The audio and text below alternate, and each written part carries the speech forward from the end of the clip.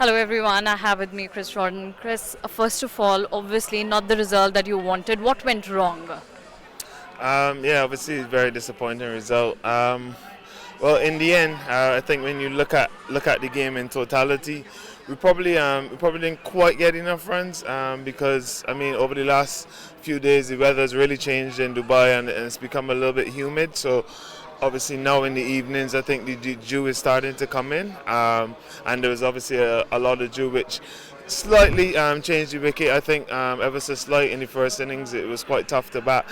Didn't help with us losing some early wickets, and then we had to do a little bit of rebuilding. Having said that, okay, we get up to 139 and didn't think it was the greatest wicket, and then it's down to the power play and really trying to lock off the power play, and we didn't quite get it right in the pot. We didn't manage to take wickets. So if you have two in batters, especially going into the back end of the power play, it's always very difficult. And then after that, obviously they managed to cruise it. We kind of wrestled it back a little bit, not really wrestled it back, but we then obviously started to bowl the ball in the areas that we really wanted to. Created a couple of chances, but obviously in the end, yeah, we were firmly beaten by 4 overs.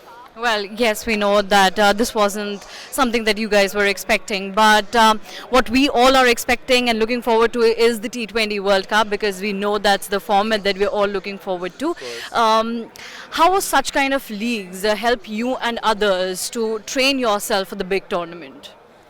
Well, playing in these games first and foremost, and really like assessing after the game what your own mindset was going into this game. If you have done well or if you're not done so well or things like that. So just figuring out those types of things going into these big games, so that when those big moments do come, obviously going forward into the World Cup, you can rectify it, and also being able to play against so many guys that you'll probably play against in the World Cup as well.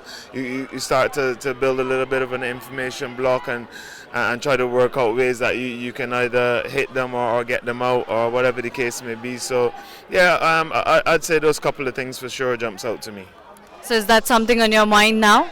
Like what next after ILT20? What are you looking forward To to? be honest, very disappointing in today first and foremost. So I'm not really looking past today.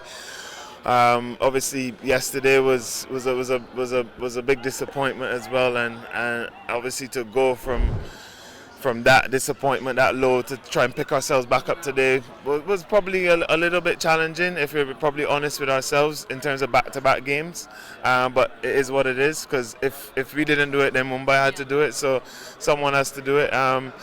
But yeah, I'm not really looking too far past tonight. First and foremost, we'll try and debrief the game, and then see what tomorrow holds. Well, okay, I know it's a very disappointing loss, but you know, we all have to overcome such situations. And one thing I want to know from you, are you overcoming such kind of situations with what's going around in India, the India-England series? Are you happy with what's going there? Yeah, no, it's been a brilliant series to watch from both parties. It's very entertaining cricket. You can't really take your eyes off the game because every passage of play is so important, you know. And even today, like to see young Sarfaraz Khan like on debut, play with so much composure. Obviously, I played with him at RCB and Punjab, so obviously I know him pretty well. But to watch him play with so much composure as well was obviously great to watch. But the series on a whole is a brilliant series to watch, and I'm sure the last 3 games will be awesome as well.